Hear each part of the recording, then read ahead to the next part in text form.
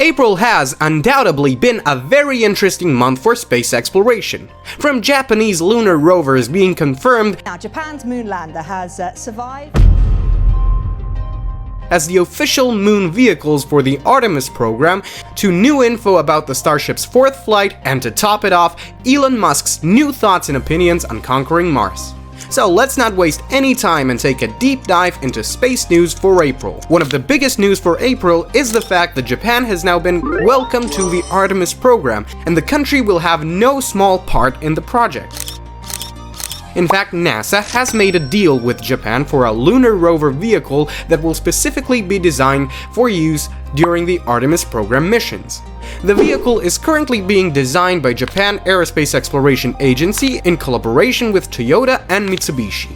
The current idea is for them to create a pressurized rover which would be some odd 20 feet long, 17 feet wide, and 12.5 feet tall. The vehicle will also be designed primarily as a lunar RV, offering accommodation, a laboratory, and a possibility of exploring the moon without constraints.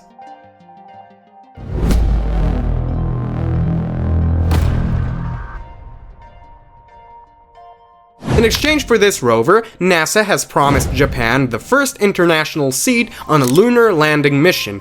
And this isn't just some rumors, this has been said by the President of the US himself, Joe Biden, during a press conference with Fumio Kishida, Japan's Prime Minister. This will also mark the beginning of a new era of economic, military, scientific, and educational collaborations between the two nations.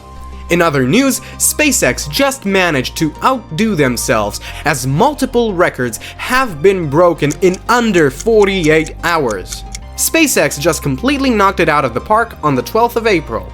The company managed to shatter multiple records as they successfully launched a whopping 23 satellites from the Cape Canaveral Space Force Station.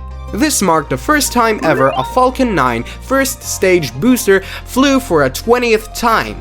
This means that this Falcon 9 rocket, with the tail number 1062, managed to average 5 launches a year since it entered service back in 2020. Let's go Falcon, go Starship. And you know what's the kicker? This isn't the only record that SpaceX managed to beat with this launch, as it was also the fastest consecutive launch in SpaceX's history. The launch came only 20 hours after another Falcon 9 rocket took off from Cape Canaveral's Pad 40. With this achievement, SpaceX managed to smash their previous record for the shortest time between launches by a whopping 21 hours and 24 minutes. This was in no small shape thanks to the fact that the weather was nearly perfect, with less than a 5% chance of rain, and the only concerns were liftoff winds, which thankfully weren't a problem once the launch commenced. Speaking of SpaceX, Elon Musk has shared his concerns about Mars, stating that whatever or whoever goes to Mars will not return. And though this might sound grim upon first hearing it, it was more of a wordplay from Elon. I'm just kidding, of course. It's April Fool's somewhere. Humans that will most likely depart to inhabit Mars will not be returning to Earth. Furthermore, even the first robotized expeditions are also expected to never return to Earth. This is because these robots and automatons will be left on the planet until they stop functioning, as this will both be much more economically viable for the company as well as more symbolic. All in all, Elon is a typical drama queen. However, he did address the fact that the very first human missions will harness a very high possibility of lethal outcomes, as Mars is a very dangerous planet and environment to humans.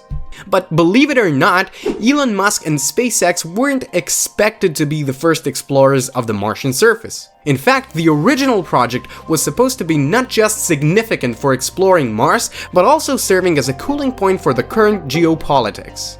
We're of course talking about ExoMars, a joint program between Europe and Roscosmos before all hell broke loose. ExoMars, which stands for Exobiology on Mars, was an astrobiology program between the European Space Agency and Roscosmos.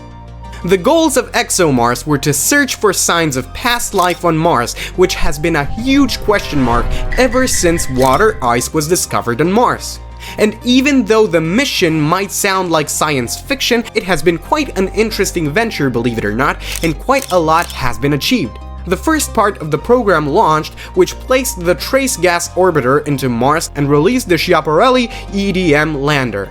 The second part of the program would have delivered the Rosalind Franklin rover on the surface using the Kazachok lander. The second part was actually planned for 2020, however, due to the pandemic and as well the issues concerning the parachutes, the launch was delayed to 2022.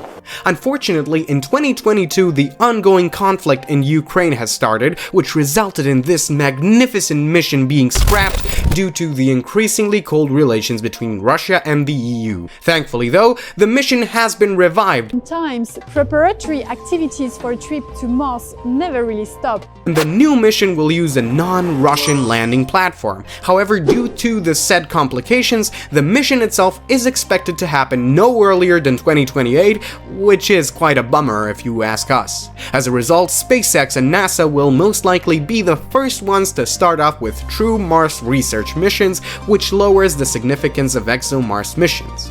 But before SpaceX reaches Mars, it will first have to make a properly functional spaceship. The Starship might actually survive fully on its fourth flight. The Starship's third launch, which happened last month, was a sight to behold. It was the first launch that not only achieved what it set out to do, but it managed to outdo what was expected from it. It achieved expected speed, successfully entered orbit, and remained airborne for quite some time. However, unfortunately, it did malfunction at the point of re-entry, which led to its self-destruction. Well, believe it or not, the fourth launch seems quite optimistic, as SpaceX stated that they expect the Starship to survive it fully. And by survive, we don't just mean re-entering the atmosphere. What we mean is that the Starship will survive all the way back to the Earth's surface.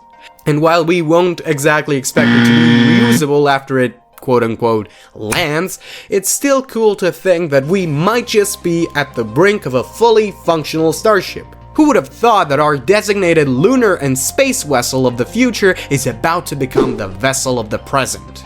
Speaking of the future, be sure to subscribe to our channel and like this video so that you don't miss any future updates and space news. See you in the next video.